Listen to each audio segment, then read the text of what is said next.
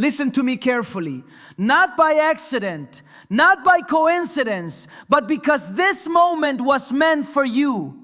It's Friday, a sacred pause in the rush of life.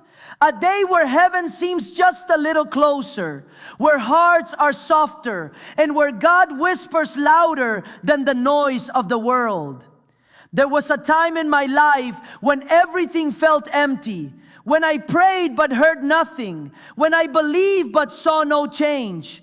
I stood there, just like many of you, asking, God, where are you? But then I learned something that changed everything. God does not respond to noise, He responds to faith. God does not move by fear, He moves by expectation. And today, this very Friday, you are not here just to listen. You are here to receive. Because when gratitude rises, miracles begin. When love fills your heart, heaven opens. And when you truly believe, not casually, not half-heartedly, but deeply, boldly, unapologetically, everything you have been waiting for begins to move toward you. So I ask you now, are you ready to listen? Not just with your ears, but with your spirit. Because what you are about to hear has the power to change everything. Faith unlocks what fear blocks. And this is not just a phrase to repeat. It is a spiritual law that governs how we experience God in our daily lives.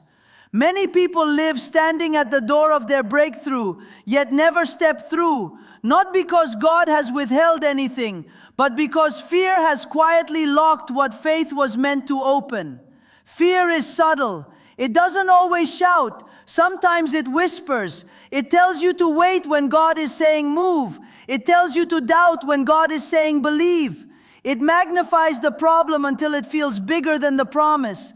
And if you listen long enough, fear begins to feel like wisdom, like caution, like protection. But in reality, fear is a barrier.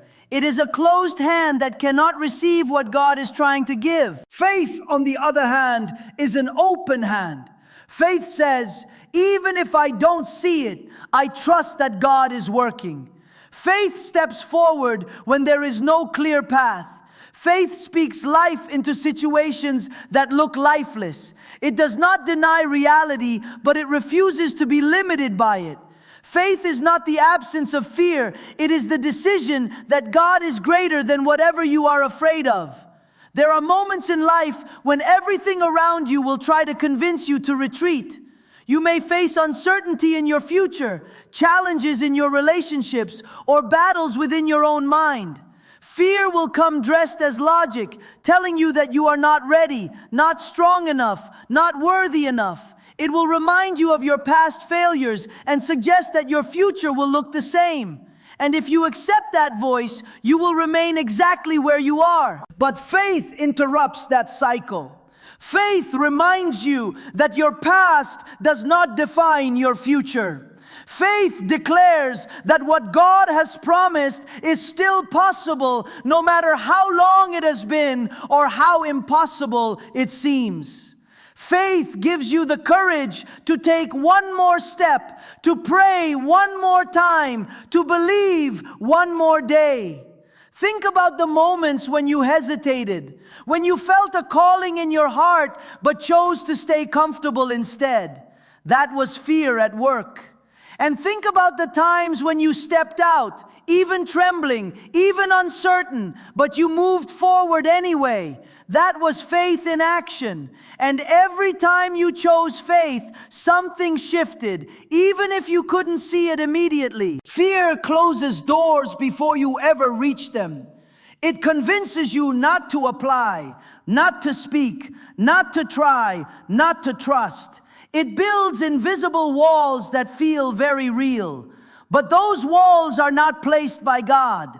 They are built in the mind, reinforced by doubt, and sustained by hesitation. And the only force strong enough to break through them is faith. Faith does not wait for perfect conditions. If you wait until you feel completely ready, you will wait forever. Faith moves in imperfect circumstances. It says, God, I don't have everything figured out, but I trust you enough to begin. And when you begin, God meets you in motion, not in hesitation. There is power in believing before seeing. The world says, I will believe it when I see it. But faith says, I will see it because I believe it. That shift changes everything. It turns waiting into expectation. It turns uncertainty into possibility. It turns ordinary moments into opportunities for God to reveal His power. You must understand that fear and faith cannot lead your life at the same time. One will always dominate the other. If fear leads, you will shrink, hesitate, and miss what could have been. If faith leads, you will grow, step forward, and experience what God has prepared for you. So when you feel that tension, the pull between stepping forward and holding back, recognize what is happening. That is the moment of decision. That is where your future begins to take shape.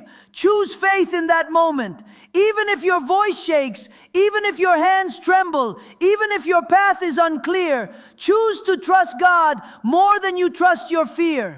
Every step of faith weakens fear's grip. Every act of belief opens a new possibility. Every decision to trust brings you closer to what God has already made available for you. Gratitude activates miracles, and this truth carries a quiet power that many overlook because it feels too simple. People often search for dramatic moments, for extraordinary signs, for something overwhelming that proves God is moving. Yet again and again, it is gratitude, the humble, consistent recognition of what God has already done, that creates space for what He is about to do. Gratitude shifts your focus. Instead of constantly looking at what is missing, it trains your heart to see what is present. And what you focus on begins to shape your reality. When your attention is fixed only on lack, on delay, on unanswered prayers, your spirit becomes heavy, discouraged, and closed. But when you begin to thank God, even for the smallest things, something begins to change within you. Your perspective lifts, your heart softens, and your faith becomes alive again. There is something powerful about saying thank you before the answer arrives. It is easy to be grateful when everything is going well, when prayers have already been answered, when life feels smooth and predictable. But true gratitude goes deeper. It thanks God in the waiting. It thanks Him in the uncertainty. It thanks Him even when the outcome is not yet visible. That kind of gratitude is not based on circumstances. It is based on trust. When you choose gratitude in difficult moments, you are making a declaration that God is still good, that He is still working, and that what you are going through is not the end of the story.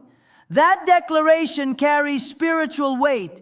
It changes the atmosphere around you. What once felt heavy begins to feel lighter. What once felt impossible begins to feel within reach. Gratitude also protects your heart from comparison and bitterness. In a world where it is easy to look at others and feel like you are falling behind, gratitude reminds you that your journey is unique and that God's timing is intentional. Instead of asking, why don't I have what they have? Gratitude says, thank you for what you have already given me. And in that shift, peace replaces frustration. Many people delay their joy because they are waiting for something bigger to happen. They tell themselves, I will be thankful when things improve, or I will be happy when I finally receive what I've been praying for. But that mindset keeps them stuck. Gratitude is not the result of a miracle. It is often the beginning of one. When you start appreciating what is already in your hands, you begin to recognize that God has been working all along. Even in the smallest blessings, there is evidence of His presence.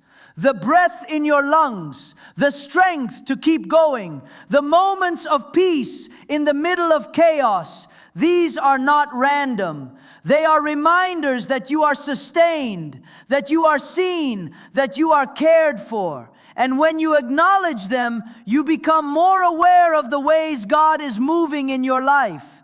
Gratitude also changes how you respond to challenges.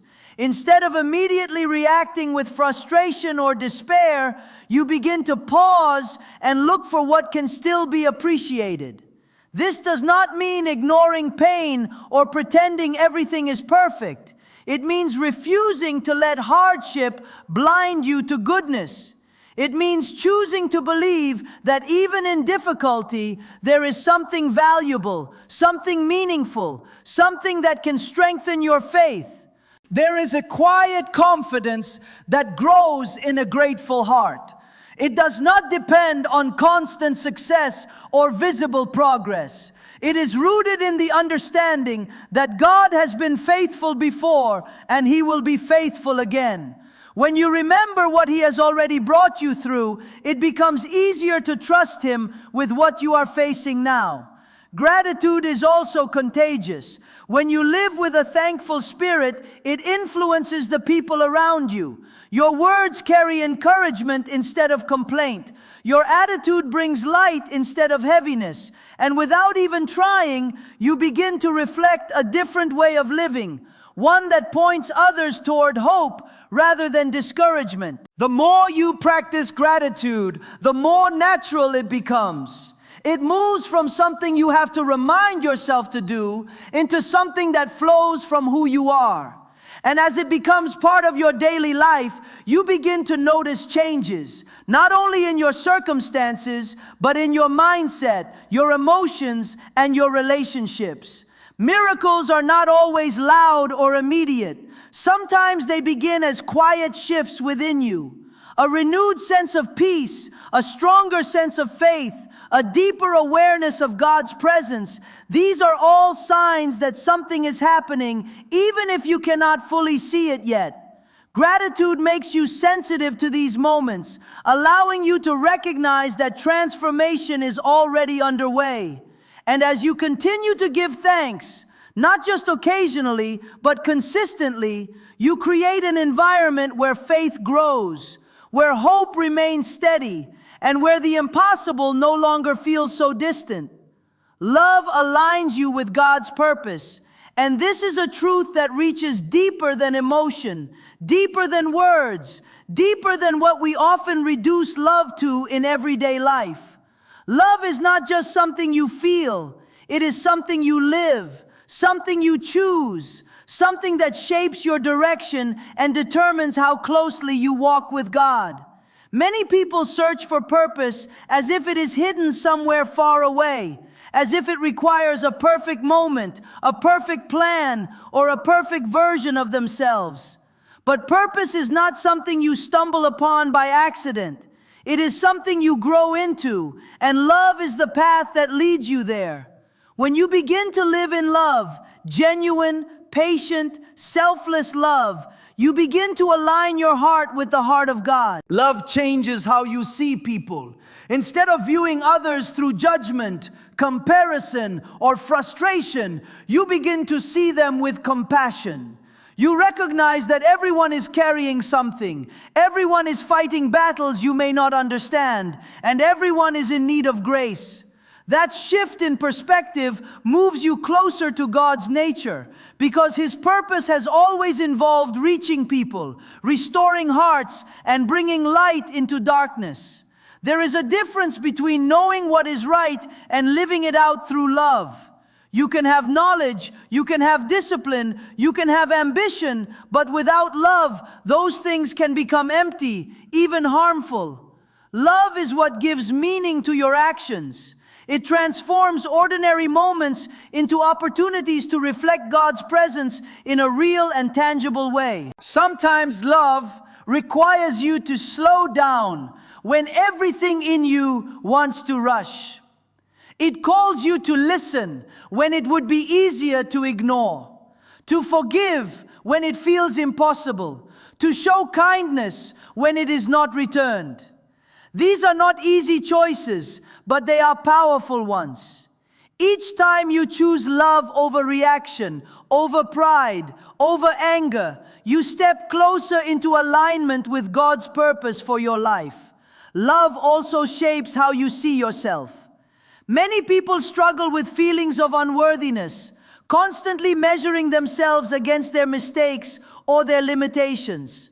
But when you begin to understand love, not just as something you give, but as something you receive, you start to see yourself differently. You realize that you are not defined by your past, that you are not limited by your failures, and that you are deeply valued in ways that go beyond what you can earn or achieve. That understanding brings freedom. It removes the pressure to prove yourself and replaces it with the desire to grow. It allows you to move forward without being trapped by guilt or fear. And as you begin to live from that place, your actions naturally begin to reflect something greater than yourself. Love also directs your decisions. It becomes a filter through which you choose how to respond, how to speak, and how to act. When you are aligned with love, you are less likely to act out of impulse and more likely to act with intention. You begin to ask not just what benefits you, but what brings goodness, what brings healing, what brings truth into a situation. There will be moments when love feels costly. It may require you to let go of something you wanted, to remain patient when you feel overlooked, or to extend grace when you would rather hold on to hurt. In those moments, it can feel like you are losing something, but in reality, you are gaining alignment with something eternal, something far greater than temporary satisfaction. Love also has a way of guiding you without always giving you a detailed map. You may not always know the full picture of where you are going, but when you commit to living in love, you can trust that you are moving in the right direction. Each act of kindness, each moment of forgiveness, each choice to care rather than withdraw becomes a step toward fulfilling the purpose God has placed within you. As love becomes a consistent part of your life, it begins to influence everything. Your relationships, your mindset, your priorities. It brings clarity where there was confusion. It brings peace where there was tension. It brings direction where there was uncertainty. Not because every situation becomes easy, but because your foundation becomes stronger. When you live aligned with love, you become a reflection of something greater than yourself. Your presence carries a different kind of impact. People may not always understand it, but they will feel it. They will notice the patience, the kindness, the steadiness in how you respond to life. And through that, you become part of something bigger, something that reaches beyond your own goals and into the lives of others. Love is not always loud or dramatic. Often, it is found in small, consistent choices. The words you speak, the way you treat someone who cannot offer you anything in return, the decision to remain faithful even when no one is watching. These moments may seem insignificant, but they are building something within you. They are shaping your character, strengthening your spirit, and aligning you more closely with God's purpose for your life. Expectation invites divine provision, and this is a principle that many people overlook because they confuse expectation with wishful thinking. But true expectation is not passive. It is not simply hoping that something good might happen someday. It is an active, living confidence that God is already preparing what you need, even before you see any evidence of it. Expectation begins in the heart, long before anything changes in your circumstances. It is the quiet belief that what God has promised is not distant or uncertain, but already in motion. When you live with that kind of expectation, your mindset shifts. You no longer wake up wondering if something good will happen. You wake up ready to recognize it when it does. Many people pray, but few truly expect. They ask, but deep inside they doubt. They hope, but they prepare for disappointment. And this inner conflict creates a barrier. It is difficult to receive what you are not prepared to believe in. Expectation removes that barrier. It aligns your thoughts with your prayers and your faith with your actions. There is something powerful about expecting God to move in your life. It changes how you carry yourself. It brings a sense of anticipation, a quiet excitement that influences your attitude and your decisions. Instead of being weighed down by uncertainty, you begin to move with confidence, trusting that every step is leading you closer to something meaningful. Expectation also affects how you respond to delays. Without expectation, delays feel like rejection. They feel like proof that nothing is happening, that your prayers are being ignored. But with expectation, delays take on a different meaning. They become preparation. They become a sign that something is still unfolding, even if you cannot yet see the full picture. When you expect, you remain open. You remain attentive. You begin to notice opportunities that you might have overlooked before. You become sensitive to small changes, small openings, small moments that carry the potential for something greater. And often, what looks small at first is actually the beginning of something significant. Expectation also requires patience, but not the kind of patience that feels heavy and reluctant. It is a patient confidence, a willingness to wait, not because you are unsure, but because you trust the timing. It allows you to stay steady even when things are not moving as quickly as you would like. It keeps you grounded, preventing you from making decisions based on frustration or fear. There are moments when expectation will be tested. Situations may arise that seem to contradict what you believe. You may face setbacks, disappointments, or unexpected challenges. In those moments, it becomes easy to lower your expectations, to protect yourself from further disappointment. But reducing your expectation also limits what you are open to receiving. Holding on to expectation does not mean ignoring reality. It means refusing to let reality define the limits of what is possible. It means choosing to believe that there is more beyond what you can currently see. It means trusting that God's provision is not restricted by your present situation. Expectation also shapes your actions. When you truly expect something to happen, you begin to prepare for it. You make room for it in your life. You take steps that align with what you believe is coming. If you expect growth, you begin to learn and develop. If you expect opportunity, you position yourself to receive it. Your actions become a reflection of your belief. There is a difference between saying you believe and living as if you believe. Expectation bridges that gap. It takes belief from words into action. It transforms faith from something abstract into something visible. It becomes evident in how you speak, how you plan, and how you respond to life. Expectation also brings energy into your life. It replaces heaviness with hope.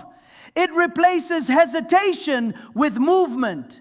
When you expect something good, you are more willing to try, to step out, to take risks that align with your faith. You are less controlled by the fear of failure because your focus is on the possibility of what can happen. As you continue to live with expectation, you begin to notice a pattern. What you once hoped for starts to appear in unexpected ways.